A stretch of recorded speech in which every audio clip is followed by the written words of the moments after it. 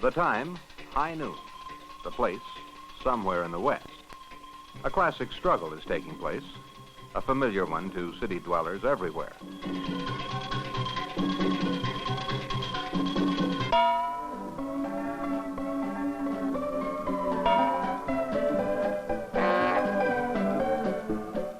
Driver versus pedestrian.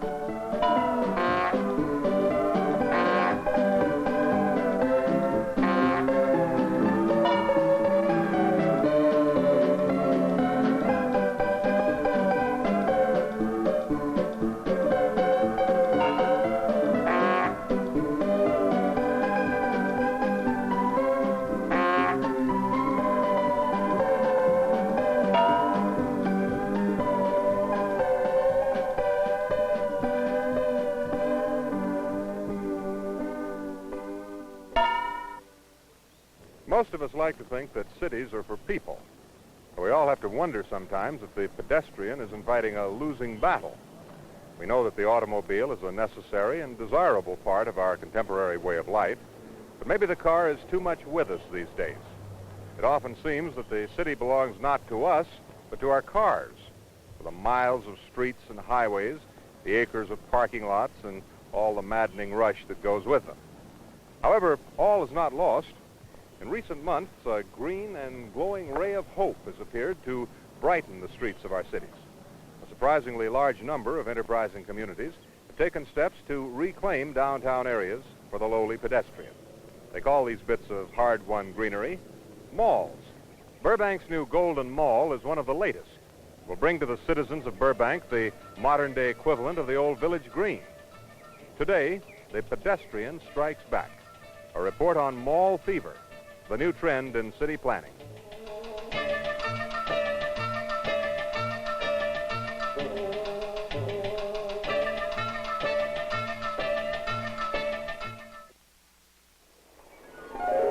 Friend, is the main street of your town turning green? Are flowers sprouting forth where cars and trucks used to roam? If so, your town may be in the grip of mall fever, an epidemic that's catching on all over the country. Nowhere are the symptoms more obvious than in the cities of Southern California. Visit Riverside and you'll find a new look in the downtown area. Not a sign of traffic noise, exhaust fumes, or congestion.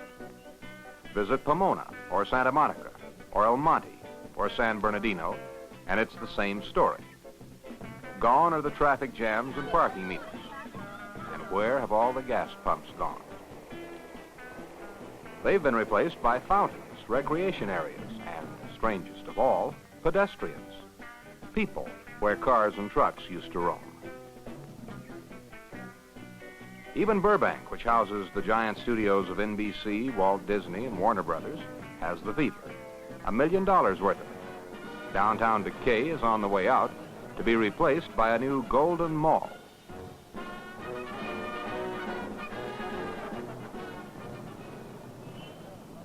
How did it all come about? We asked Burbank's city manager. Our downtown area was obviously deteriorating.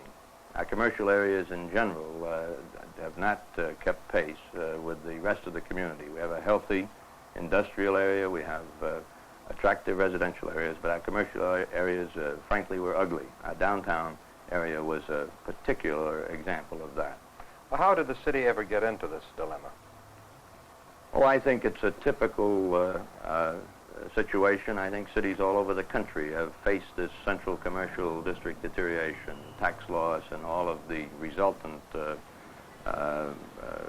things that happen when buildings are not kept up, where congestion becomes more of a problem, where parking becomes more or less convenient.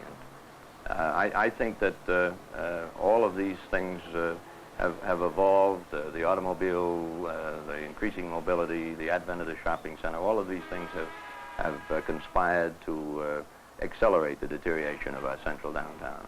What else do you think a mall can do for a city other than improve the commercial activity?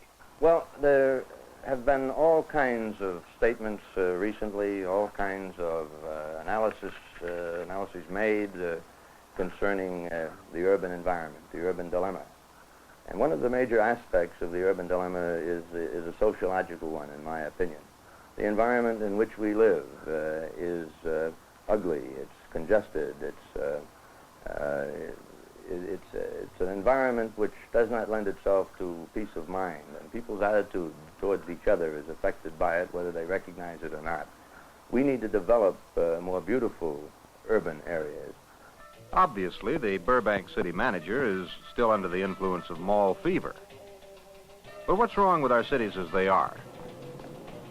After all, there's something tidy about a parking lot, isn't there?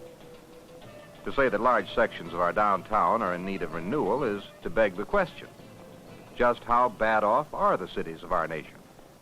Well, this is a tall order question. Perhaps we can think that what's wrong with our cities, it's what's wrong with adolescents. They have grown too fast and their clothes don't fit too well. We could address the one specific area of poor fitting that comes from the fact that most of our cities have inherited a structure, a road system, an organization which was designed prior to the automobile age, and they found themselves in a position to compete with the new areas, the new development, the new projects which were designed taking the automobile into account. There is a common denominator problem, which is how to transform without destroying the center of the city so that it can function and create order again between the movements of pedestrians, the movement of vehicles, and the movement of services. What's being done about the problem here and abroad? There are now about a dozen or more cities who have embarked upon comprehensive programs of adaptation of the central area to the demand of our new way of life. If 1,000 cities are involved in mall construction, there must be something to this phenomenon after all. Perhaps a brief historical study will help to put the whole thing in perspective. It goes back a very long way, as far back as the Roman Forum and the city fathers of ancient Rome. They passed an ordinance prohibiting chariots in the marketplace, the first recorded instance of the pedestrian striking back. Leonardo da Vinci, always a few years ahead of his time, drew a plan for the downtown area of his city which gave all surface streets to the people and provided underground passage for vehicles. In the typical medieval town, the village green formed the center for all the important activities of the community, for civic affairs and for social life. Old European cities and many early American towns were laid out with the revolutionary notion that a town must have a center, and the square was usually bordered by all the chief institutions of urban life. With the growth of larger cities such as Milan, Italy, the tradition of keeping large sections of the downtown for pedestrians continued. The famed Galleria is an example. The Plaza San Marcos in Venice is probably the most well-known of the pedestrian streets of Europe. Human activities are kept separate from the mechanical functions of the city. It's enjoyed by all, particularly tourists from the United States. Many cities block off streets and use them freely for restaurants or open-air markets. In Stockholm, one may lunch in this fashion without fear of vehicles.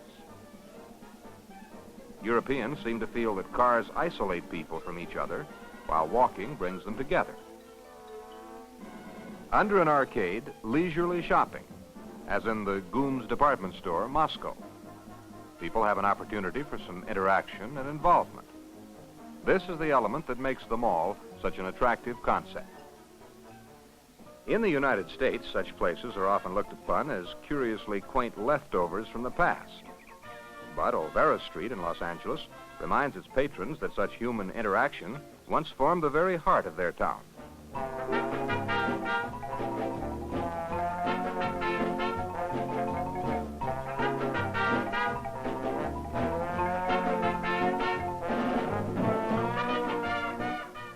Olvera Street is a mall.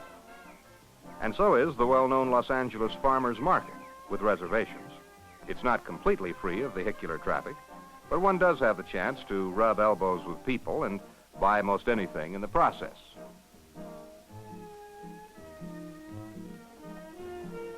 Malls come in many shapes and sizes. The Topanga Plaza Shopping Center in San Fernando Valley is also a mall. Here, with the cars beaten back to their stalls in nearby parking lots, shoppers not only buy goods, but also enjoy recreational facilities. Human interaction is encouraged.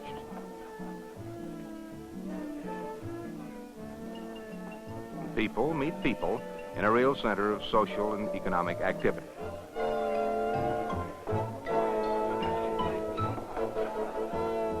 In contrast, San Francisco's Lombard Street is an attempt at beautifying a street without making room for people.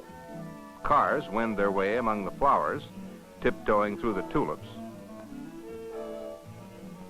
But it's still a street. In the same category, a mall that isn't a mall, is Visalia, California. Here, plans for a more elaborate modification failed. And what's left is a street with a fringe of decorative flowers and an occasional bench or fountain. But it is not really a mall. And the same reservations are true of Los Angeles with its new Civic Center Mall. Here, little provision is made for any human interaction. It's merely a pretty space between buildings. In contrast, Fresno, California's Fulton Mall is designed for maximum human participation and convenience.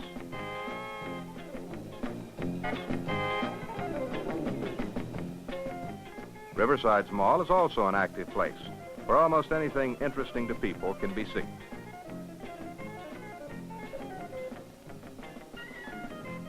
An exhibit of livestock from nearby farms, or a fashion show sponsored by local merchants.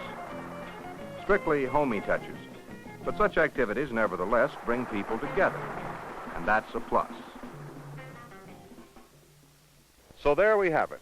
From the days of the Romans until now, city planners have been struggling to adjust to the problems of life in crowded urban areas. It seems that if some modern planners have their way, we're going to turn back the clock and return to the days of the town meeting and the village green. But don't expect it to happen overnight. There are tremendous obstacles in the path and some very touchy human problems to solve along the way. Cities suffering from mall fever complain of splitting headaches, ringing in the ears, and various irritations associated with dust and dirt. These are the growing pains of construction and are to be expected.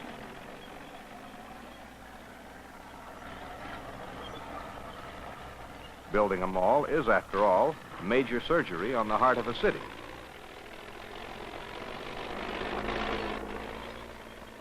And quite predictably, some people begin to have second thoughts about the whole thing. In May and June, our business was down about 10%. July, 15%. August, 21%. Now this is September, and we're off about 15% now. I think that's the main reason I don't like it. It's because of the downfall in the business. I seem to think there's too much greenery. They have terrific motion going the length of the mall, but no motion at all going unilateral with the mall. In other words, it's very difficult for a customer to cross over from one side to the other because of all the plantings and landscaping that they have in the mall. I only object to the way that this whole promotion was handled. How's that?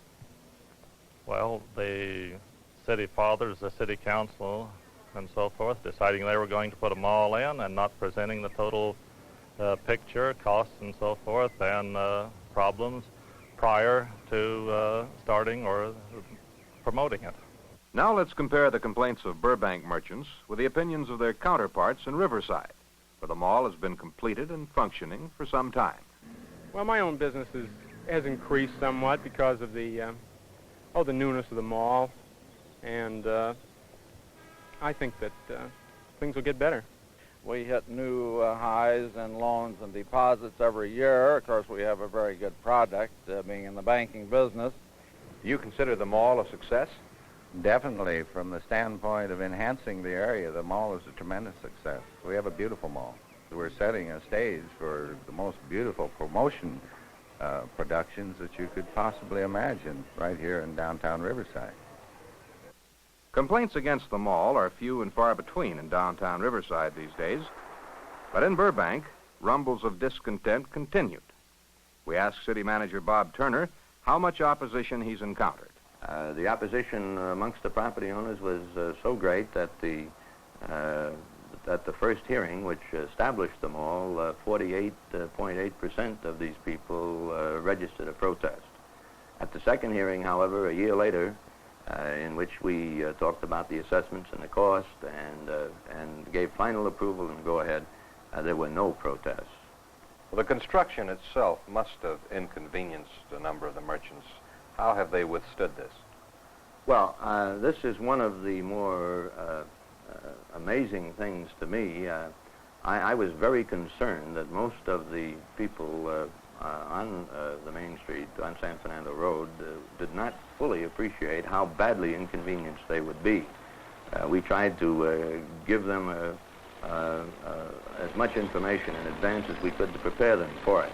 And I was expecting a storm of protests, and it's amazing how patient the merchant and property owner in the area have been, and how patient the patrons of the area, the shoppers, the citizens of the community have been about it. We've had relatively few complaints considering the size of the project, and everyone has been very cooperative all through the project. Have you received much voluntary financial support? Yes, the financial structure of the mall is such that the downtown property owner is paying the large majority of the cost, over $900,000. The city is putting up a limited amount of funds from its some non-tax funds that are available. Over $125,000 of the mall construction will come about as a result of donations from industrial firms and commercial firms. $1 million for 6 blocks of greenery designed to bring shoppers back to the downtown. Is it worth it? And will it work? We asked the designer of the Burbank Mall what was done to guarantee that shoppers would actively use the mall once it was built. Well, we've tried to do more than just create an environment for good shopping. We certainly hope that this is the case, too, but we have attempted to make this a real active, lively part of this city.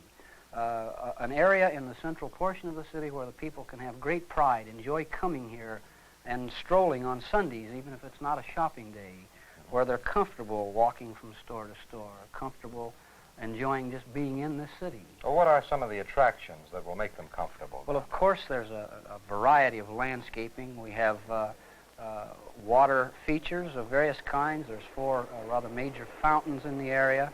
A number of smaller elements which we think are important in the central areas of communities. Kiosks, for example, some of which will be for rest purposes, in which people can enter, sit down in a relaxed atmosphere, kind of off the beaten path, off the busy path of the mall, and enjoy the environment they're in, which will be one of rather passive landscaped areas.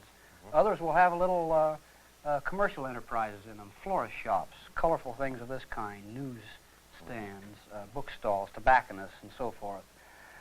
We have a pavilion, which we think is a very vital part of this plan, in which the total community can participate in activities in that pavilion. It's not just an arm of the merchants, it's one in which we trust symphonies will conduct programs there, in which lectures can be conducted, the kind of thing which will give the area a broader use, an evening use, a weekend use, when otherwise the area is rather sleepy and quiet. Since automobiles are excluded from the downtown area, from the mall area, what about the woman shopper who goes to 4 or 5 different stores on foot and ends up with an armload of packages? How's she going to manage? We will ultimately have some form of transportation, certainly at the rear portions of the stores, between parking lots that can carry the shoppers from their car to any point along the mall, with adequate points of access to the mall. In spite of problems like costs and construction pains, many California malls have already produced impressive success stories. Fresno reports sales up 9% and a 98% increase in pedestrian traffic. Santa Monica boasts a 4% increase in sales. Altamona enjoys a 17% increase and pedestrian traffic up 130%. In Riverside, where special attention has been given to making the mall a center for activity of all kinds, pedestrian traffic is multiplied 5 times. Sunshine softer than a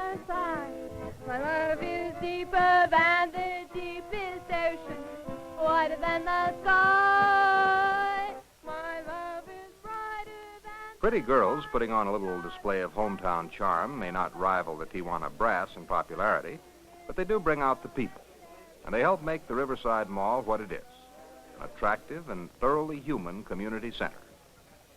Among Riverside's happy merchants, we have increased our sales last year roughly about 6%. Aside from business, what do you think the mall has done for the city as a whole?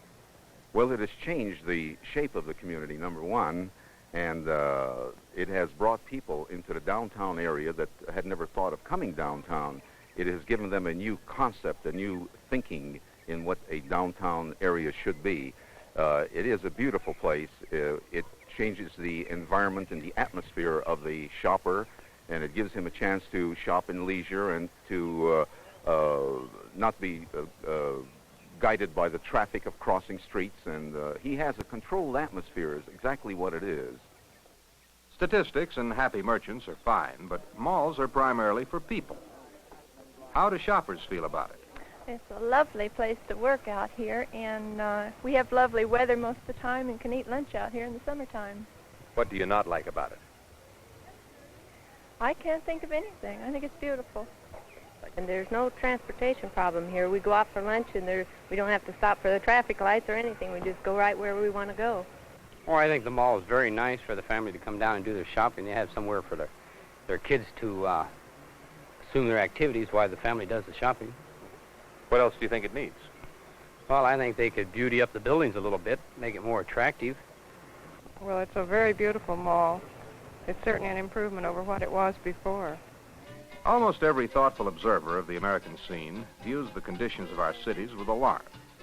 They do need to be beautied up a bit, and they need a great deal more than that.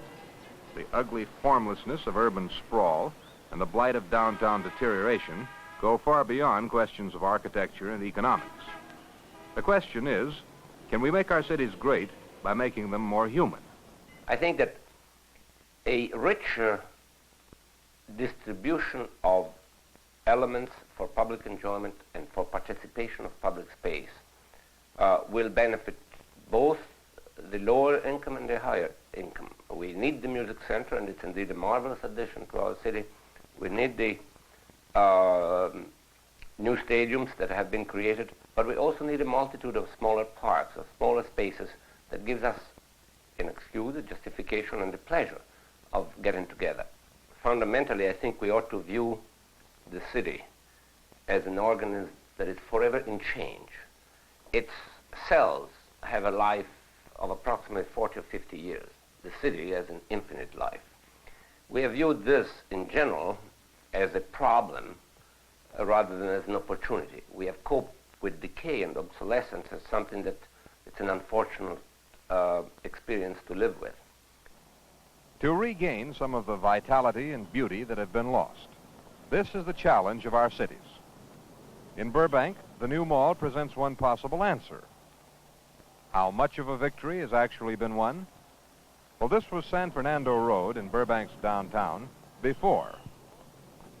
This is the same street today. Aesthetically, at least, it is certainly a more pleasant environment. A mall may not be a panacea for all the ills of a city, and it may not bring immediate riches for all the downtown merchants, but this much is certain. The automobile has been driven off of one small piece of urban terrain.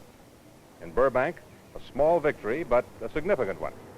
It serves to remind us what a city can be like with a bit of planning and a lot of effort by a lot of people.